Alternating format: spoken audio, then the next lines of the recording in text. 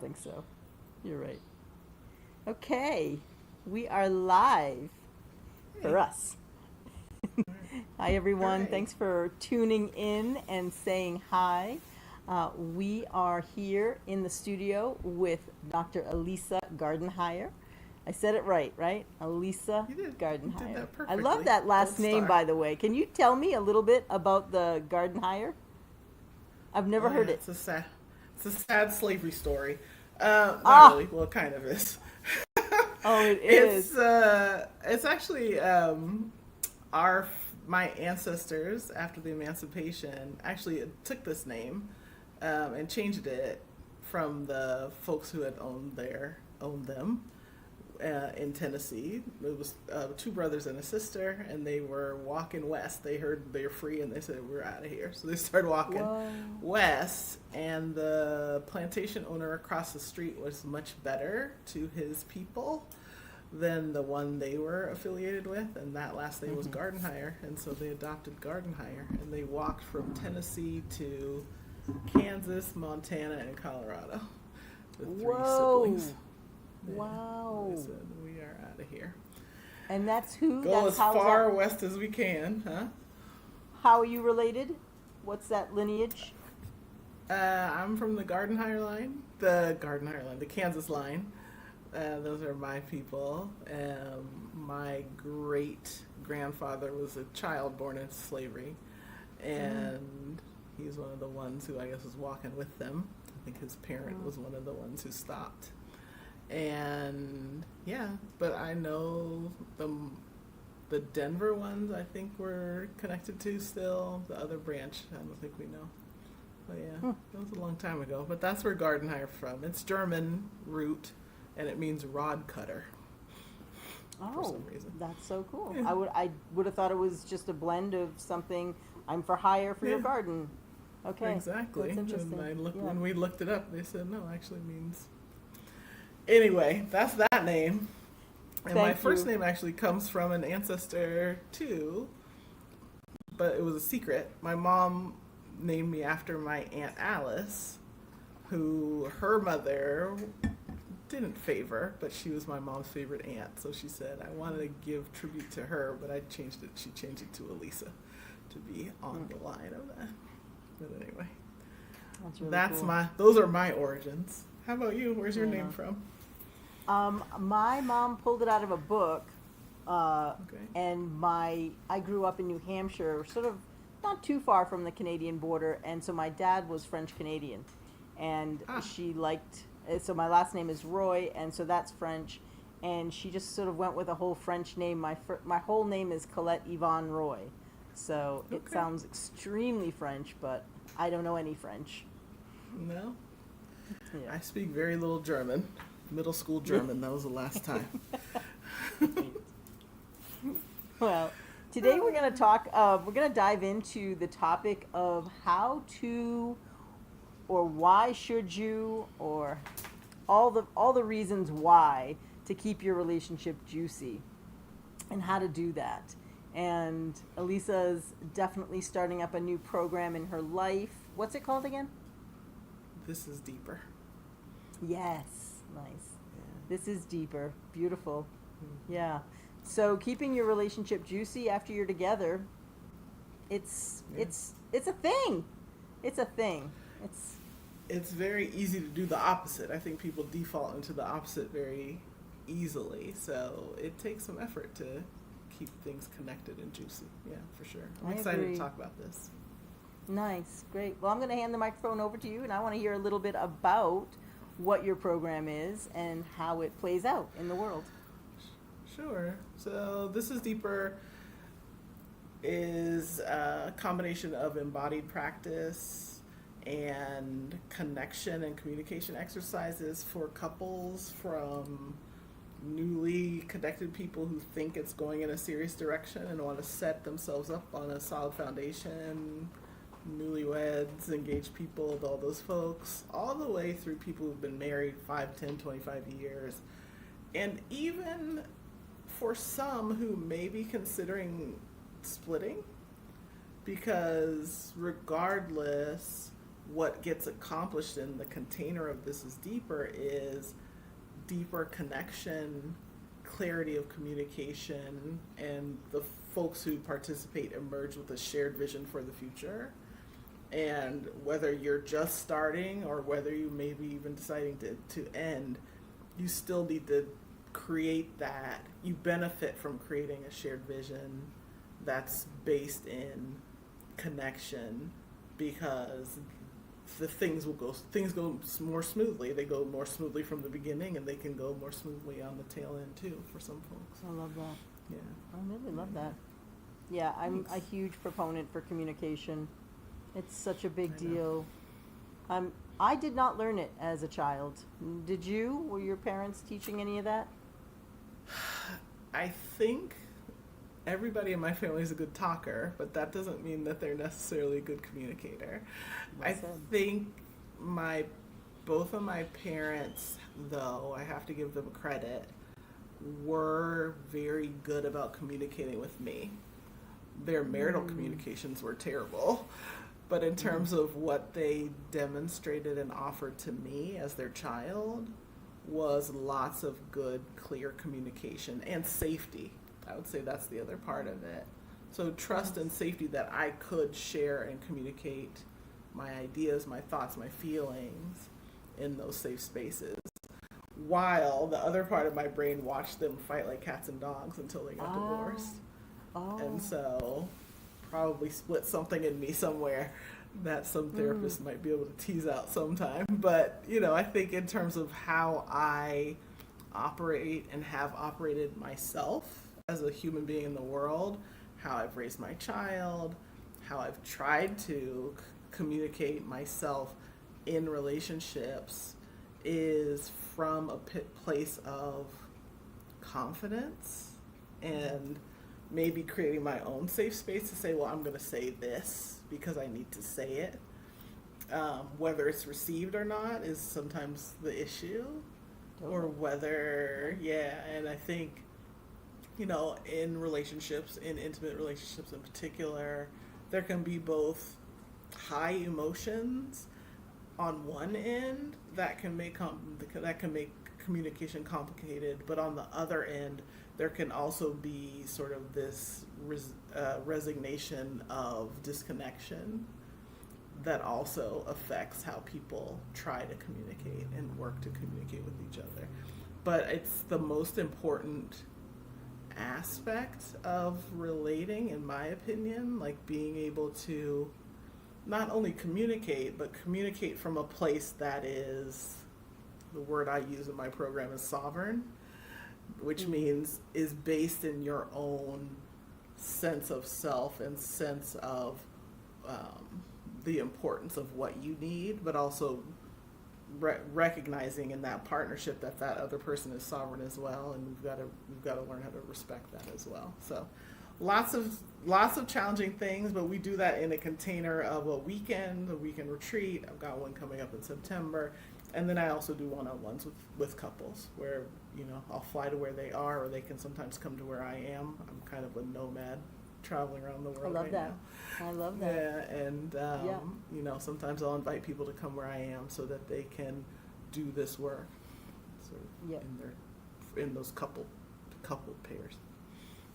Do you find that people have an easier time being just with you, or does the group somehow lend to a little bit more openness? Like maybe people feel more comfortable. Yeah, I think the dynamics definitely can be different. Sometimes it's like temperamental, and then meaning that some couples either feel like the level of work that they need to do or the topics that they want to talk about they really need to do in sort of a private setting. But lots of times it's just logistic. I'm not holding retreats every weekend. So if people want to work with me in between, then the way to generally do that is to book me for an individual day or 2-day session with the couples individually. I think the dynamics, the thing that I love about working in groups is that there is an energy, and we never force anyone to share, obviously. Who does that? Sure. But when people are sharing their experiences, like we'll do an exercise and then people can talk about what they got out of it or what they felt or that kind of stuff, then other couples who are participating can then say, oh yeah, that's how we felt too, or that's interesting that they got that from this or whatever. So there are benefits to both. Like I can go, I'm going deep with everybody. It's not called This Is Deeper for a reason. But, obviously with an individual pair and a couple just in a private setting, we can go in at a different level. But in the group setting, there's a benefit of that shared energy of couples trying to make whatever they have better, stronger. Yeah. Agreed. Yeah. It's that whole business of like, ask a question because you're going to ask it for someone else. Exactly. There's no dumb questions. I owned a tutoring center for a long time, so I like to teach the kids to feel free to ask. I think that's an important skill. I think we talked about this before the meeting, and you can touch on this, but like how important curiosity is for people who come in to work with us. Like they've got to have that sense of curiosity. I don't know if you experienced that in your work with your couples. I'm pretty particular. I'm pretty particular about the clients that I'll take on because there has to be a certain level of willingness and curiosity and love, like a desire to do the work together. And I think not always, but there's a frequency that you'll typically have one partner more interested in doing the work than the other, and that tends to put some imbalance into the situation, and to work with that sometimes feels a little bit more challenging because I feel like, oh, come on, you can do this, it's going to be good for you in the end. And I think curiosity is absolutely key. Curiosity about, can our relationship be different? Because I think a lot of people struggle with that concept of like, well, this is how we do it, this is how we've done it. And to shake that up for them and to give them the clear understanding that with a willingness to change and learn and grow and evolve, you will. Because the intention's there. I would 100% agree with you that it takes a certain type of client to want to do this work, because you and I both know that, and I think everybody who's out here watching as well knows that there are couples, and they may be in a couple, where the status quo is the status quo, and it's like sort of worn down to this or that, or this level of disconnection. I know I spoke with a potential client the other day, and I said, you guys have been together 27 years, like, how's that going? And he said, well, we're still in it. And I was like, yikes. It's a starting place, but I think a lot of people get to that place where it's like, well, it's the thing that's here, and I don't feel necessarily like doing something about it, either positively or negatively. They can sort of stay in that sort of whatever state. That's challenging for me as a humanist, I guess, because I'm like, for me, the point of being a human being is to be connected to other people.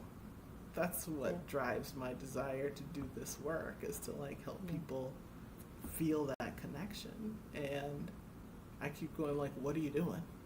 If you're not getting that, striving for that, I don't know. That's the way I value my life. So I bring that into my work. Like I want to be doing stuff that matters. Matters or feels good. And even if someone doesn't know, if they haven't bumped into that thought process, you get to enliven their life with that concept and that paradigm. I think paradigm shifting is the way to go. Like, we got to really just upgrade our programming in our brains. And there's so many things that are changing and happening right now in our world. Look at AI. We're just watching so much shift right before our eyes. And to think that I had a kitchen phone on the wall, when I was growing up. We are come so far from that. It's amazing. And so what I want to say to all that technology advancement is that we can do that inside of our relationships as well. we can advance our relationships just as much. But again, it Yeah. has to be with a real deep intention to change the patterns and to change perhaps the dysfunction. Yeah. I I love that you said that. Like, I know that we're new friends, but I like the level of synergy that happens. Sometimes you'll say something or I'll say something, and it's like, that's exactly where I am with that thing too. Like, I don't think about technology a lot, but I think about it, and it's definitely the kind of thing that pulls us. It's very easy for it to pull us away from each other because everybody's isolated in their own phone or their own screen or their own plugged in whatever. Sure. And it's designed in a way to keep us engaged so it feels like social connection in a way. Sure. Or you see the same creators, or you do this whatever you're doing on your phone or on your computer, but it's not the same as being with people. And I use this term sometimes called human technology. Like, you can program something to fly to the moon, or you can do whatever, but like, can you have a conversation with your mother? Like, can you exactly, and stay regulated, and like, or can you like look your partner in the eye for 5 minutes? Like, those kinds of things are things that we are pulled away from. So like, when I think about my phone on the wall, my princess phone on the wall of the kitchen, or the one I had in my bedroom as a teenager, even that is like, for me, like calling my friends after school or calling the boy that I liked or whatever is still more connected than, I think, in terms of like real connection, because I just saw you at school, or I just whatever, and for me, that's like the point of us being here. Like, I think technology making our lives easier, if it does, as a tool, great. But honestly, like, if I can't be heart to heart with people, which is why I like to work in person with people. There are opportunities to work with me virtually, but I love being in person with people because there's so much more available when human beings are in the same space, for me anyway. Yeah. I'm trying to get my couples to not even engage in anything in a text-based situation other than logistics. Like, oh, I can meet you here. But if there's any type of argument or issue or rupture that's anywhere near your relationship, if you can't be in front of each other, I think the best alternative would be to do a video so that you're getting the voice, you're getting the facial cueing. You really sort of, text is nothing, everybody. Stop texting if you're fighting or arguing or sad even. They're not going to read that sadness. They won't get it. So, technology has its pluses and minuses for sure. Yeah. And I love what you just said about that. The texting is easy for people because they don't have to really be with the person. Yeah.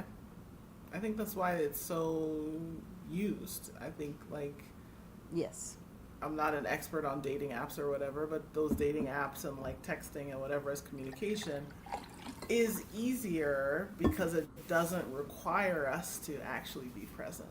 It doesn't require us to actually have real skin in the game that you have to have when you're, face to face with somebody.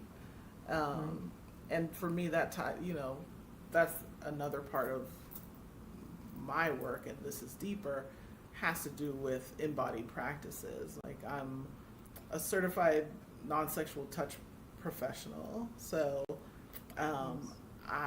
part of what we do is to just be in our bodies, and part of what we do, what the couples do in the workshops and in sessions with me, is learn how to touch each other in new ways. I think sexual touch is so wonderful, but also normalized as the way that people in relationships physically engage with each other. But when they get an experience of non-sexual touch with consent, with boundary setting, with wholehearted yeses and nos as a practice, it really can transform brain chemistry. Like, I know, like, my first experiences with it, I literally felt like after sessions, like, my brain is different. Like, I understand myself and my body in a different way, and that's super powerful. Totally. I was in a course when I studied to become an erotic blueprint coach, and I remember hearing the term bossy massage, and I thought, that is so interesting. What a beautiful opportunity for people to actually learn and practice saying exactly what they want.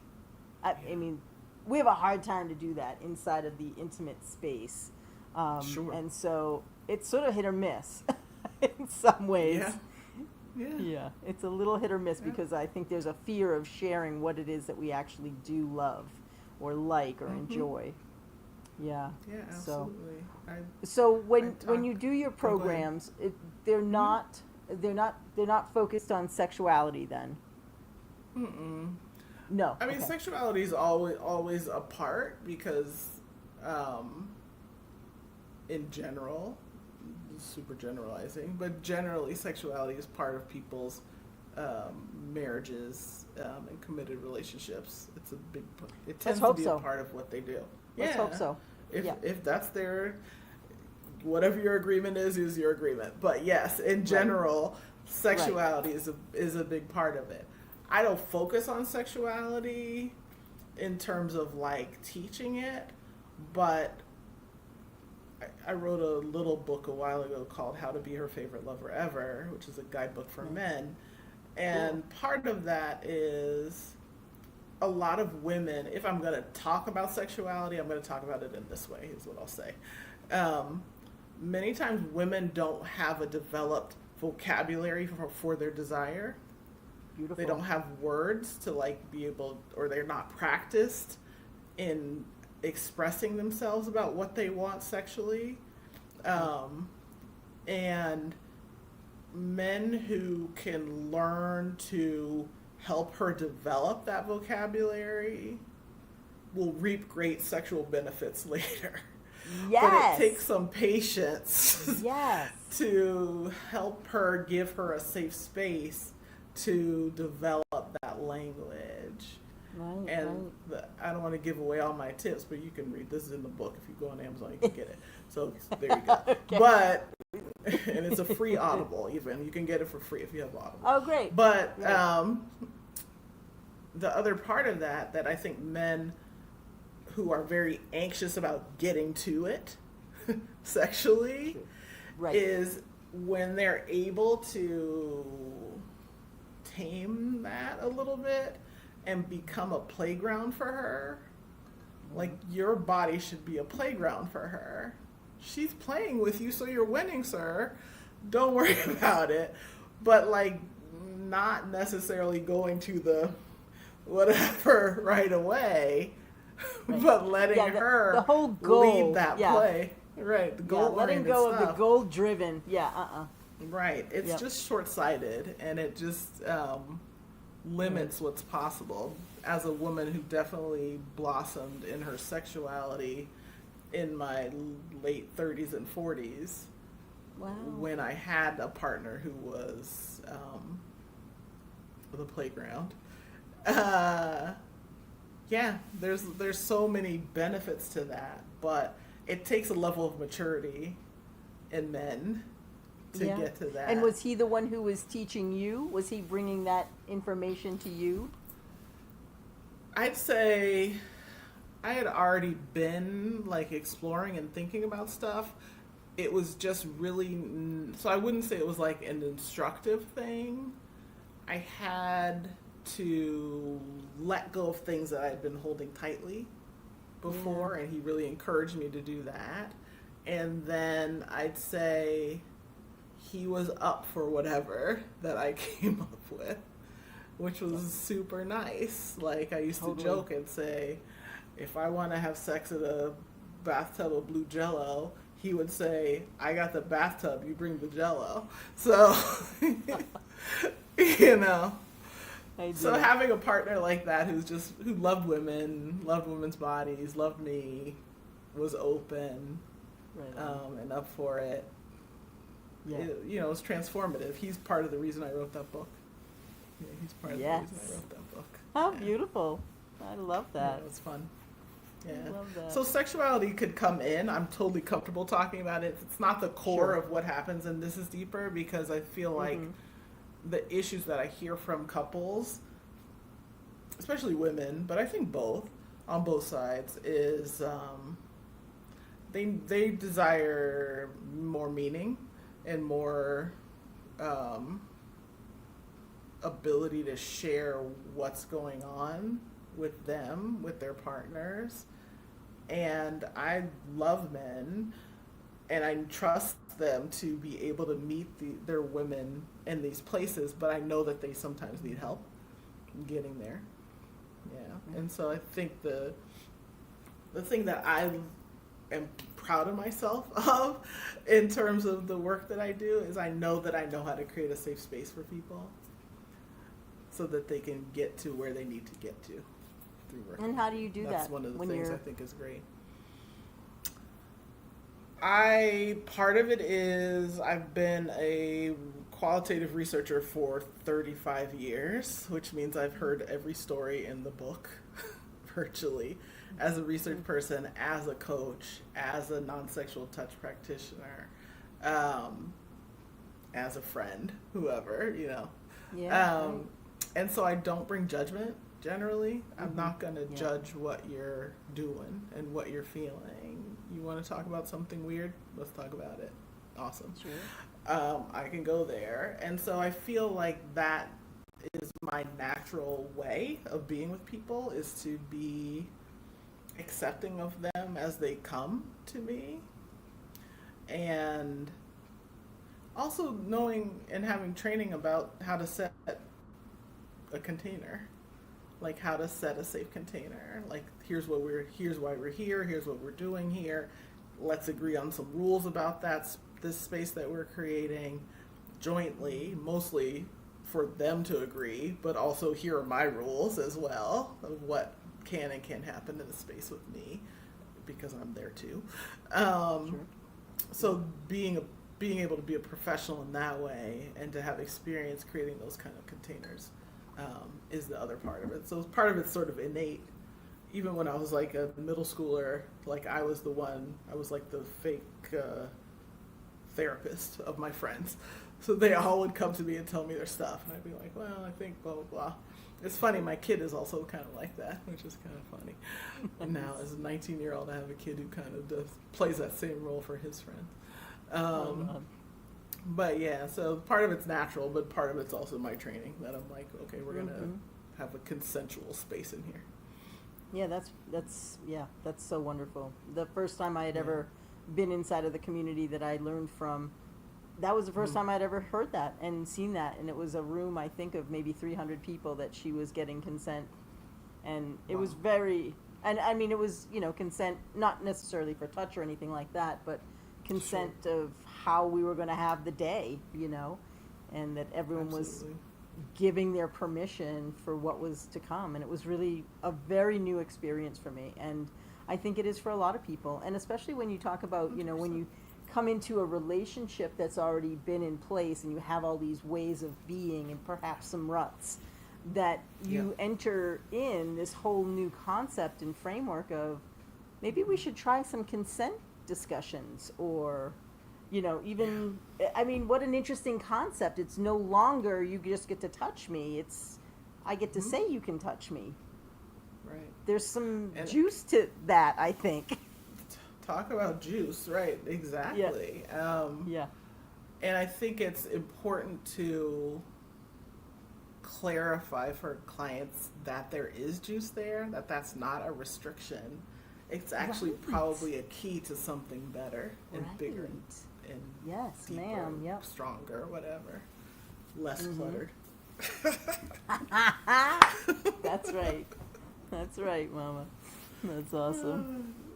What So do you I want have to one tell of the everybody about what you do? You have another Oh. question? I wanted to give No, you space. I'll shift because we're coming in. We're gonna do probably another 10 minutes and then we're gonna close Sounds out. good. But yeah, we're at 30 minutes right now and it's lovely. Mm-hmm. What do I want to? What was the question? I'm sorry. I said, how do you engage with your folks around these kinds of challenges? Like if it was like sort of the same question about creating a safe space or setting up those Yeah. understandings. Yeah, that's beautiful. You know, I just came up with I'm not going to do the whole framework, but it's, you know, teaching people to open up to some new ways of interfacing. So, you know, my whole thing is clutter and couples. And so how clutter impacts relationships, usually it's not so great. There's usually different clutter thresholds. People are struggling maybe with their nervous system and they're not even sure that's what it is. They just go, I don't want all this clutter all over the place. And it sort of amps them up. And so the way that they have perhaps been talking about it is through nagging, blaming, shaming, just a lot of indirect ways of communicating. And so I try and bring forth some new techniques. And one of my favorites, it's definitely longer than folks are used to. It's a dyad. My partner and I have done it every month for the past 4 years, and it's made an incredible difference in my life to know that we're going to create a safe and sacred space to talk about hard stuff and to do it in a real loving manner. It's, you know, no one's amped up. No, I mean, there may be some energy that gets ignited, but not in the way that you would think, like on the fly. People's, you know, they're running out the door to go to work, and they're like, "Will you please pick up your shit?" You know, and it's a little less fiery. It has a lot more to do with talking about how it makes you feel, how it feels in your body, really sort of checking in. And there's just beautiful 3 questions that sort of set the stage for feeling loved, feeling connected, and then, you know, bringing in the information that might be a little bit challenging to share. Yeah. And so I'm a huge proponent for this dyad work and trying to get my clients into this space of recognizing that it should be prioritized. You know, like this is a priority in your relationship to connect in this way, and the end results as well as the benefits are so vast that I'll be a proponent for this until I die, because it's so beautiful. And it really does allow for a lot of what you were saying. You use the term sovereign, and I use autonomous. And so it's the same thing, but seeing ourselves as individuals. I try and get my people into seeing their partner as that person that they maybe the first date when they first met and they didn't know anything about them, and they just thought, this is a good conversation, or I'm attracted to her, or I'm thinking that he's sort of an interesting cat. And so to try and get back to that space of tapping in and really maybe opening your brain to think, maybe I don't know everything about them. And to open that opportunity again for that paradigm shifting, because I think we always like to sort of try and think that people are who we think they are. Right. Oh, so important to like break that mindset. Right. Yeah. Because it's it limits so much, and you're making that person up in your head as opposed to like actually being with them. Yes. You know? Yeah. You're making them up in your head and not making space for who they are right then. And you would hate that if that was happening to you, and it might be. It's probably happening. Doing the exact sure. same thing, and you hate it. Yeah. Because I feel like I know in my marriage, I felt lonely a lot of the time, but I also felt like, and this is not his fault because we both went in completely untrained. There was no training. Right. There was no training Sure. for marriage. Yeah, no. But he, as I grew and took up more space for myself, and he was used to my being smaller and more shrunken, that challenged who he knew, you know? And I was sorry that that was challenging who he knew, but I also said, I need to be this person. Right. And that led to conflict, and, you know, years ago, so I was more immature. I own that in terms of my I think we all communication are. and my skills. Come on. We all were, Yeah, we all are. And you know, I think it's funny now that we've been divorced 14 years or something now, longer than we were married for sure, and now we are more friendly than we were when we were married, which is kind of funny. Mm-hmm. But that yeah, that whole I used to like think so much about like transition for me. Like I was a girl, and then I was a young woman and a graduate, you know, a student for a long time to get this PhD. Took a while, and all that stuff. And then suddenly I was an employee, and I was a wife, and I was a mother, and I was a caregiver of my father through the end of his life, and I had community roles that I was playing. And I had I felt like I was a role and not a person. And I was like, why do we allow our lives to be dictated by these positions, as opposed to really fighting for ourselves, to be ourselves as we do these things, you know? And so that was very formative for me in my prioritizing this kind of training other people, learning myself, and then training other people about this kind of way of being and connecting. Absolutely. Yeah. Yeah. I love that. And do you feel that you're happier out of relationship than you were in relationship? Or maybe not all of them, but some of them? I feel, it's funny, I just watched a TED Talk that was like, stop telling people to get married, from a guy who was a professor who was talking about how singlehood is like looked down upon still in our society. It's not so allowed, and marriage is the norm. I don't know that I was I think I'm just happier in myself because I'm older and I've got through the hard part of life, of like child rearing and all that stuff, which is, those are tough years. And again, we have very little preparation for that too. That's a whole nother podcast. But so I'd say in general, I'm happier with myself because I know myself, I'm comfortable with myself, I'm comfortable with my own company, all that stuff. I think there's so many delicious parts of being in a relationship, but I look at them as something, if you're going to do it, it should be the best, you should be in it the best way you can be in it, as opposed to defaulting to just wanting to be with somebody because maybe you can't be by yourself. Like I know men who've been married 4 and 5 times because they literally cannot be by themselves. They cannot. Who like just are serially getting married to have somebody in that space. And I think some women are that way too. The women I know maybe are not like marrying in such a serial way, but they're still with this person who they have a lot of issues with because they cannot figure out how to be by themselves. So I think it's important to, like you're talking about autonomous, I'm talking about sovereign.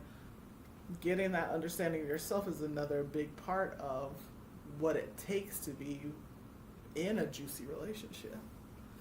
I think you need that.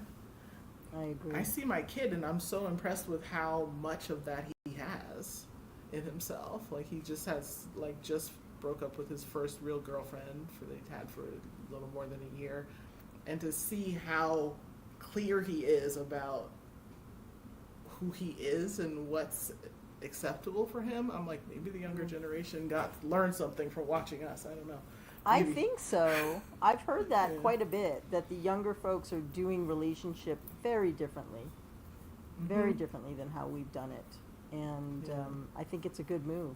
Yeah. I think it's a good move. You and I, this is not, feel free to cut this out at the end. We're about the same age.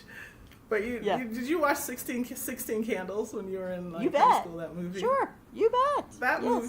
I was thinking about that movie, and I was thinking I might write a blog about it, and I was like, we should have been paying attention to her sister, not her, when we think about relationships and marriage. Oh, I don't her remember sister her. the storyline was around her sister's wedding.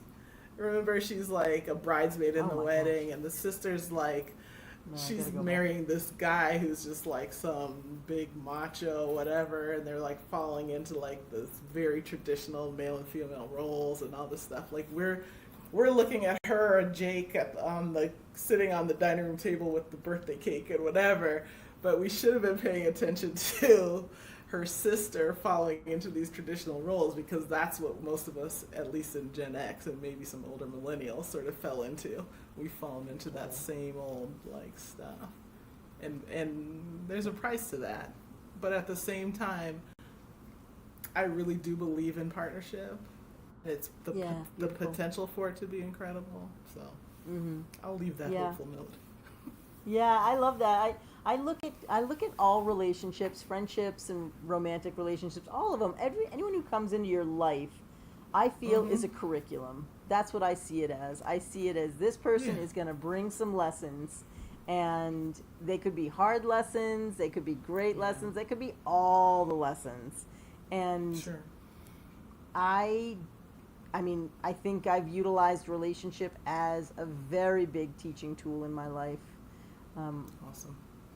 Yeah, just it is by default. It is, because I think we all are so different from one another. But then I think we get into a little bit of a habit thinking, oh, our partner's similar to us, and I think that really fucks some stuff up. Yes. I really think it's a bad thought. And again, one of my favorite, I want to talk about mention, one of my favorite books is Mating in Captivity. I think Esther Perel does such a brilliant job. And I mean, just listen to that title, y'all. Mating in Captivity. That is saying something. And recognizing the good and the bad that comes with partnership inside of domestication. Yeah. Yeah. I mean, we don't have time, but we can, you could easily go into what was the purpose of marriage originally, and then how did it get turned into this romantic thing, and how has that bamboozled a lot of people into going into something that's not necessarily what it's even designed to really do very well. 100%, yeah. And I think a lot of people find themselves in a very surprised experience. Where it's not quite it's not quite living up to what the movies are telling us.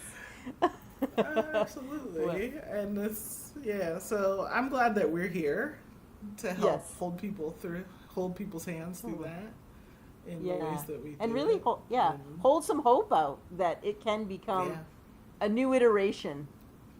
Every relationship can have new iterations of what they once were into something new, and I think that's how you're going to keep it fresh and fun and really loving. So on that note, this was a blast. We're going to do this more because this is just fun. I think so. I am up for it. For it. Awesome. Well, I will, what I want you to do, definitely make sure I get your book so that I can put it in the show notes, and anything else that you want to promote or let people know, how they find you and so forth. But it's been wonderful to chat with you, sister. Really Yeah, great. my pleasure. Always good to see you. All right. We'll talk soon. All right. Thanks, everyone. Bye. I'm going to do this recording.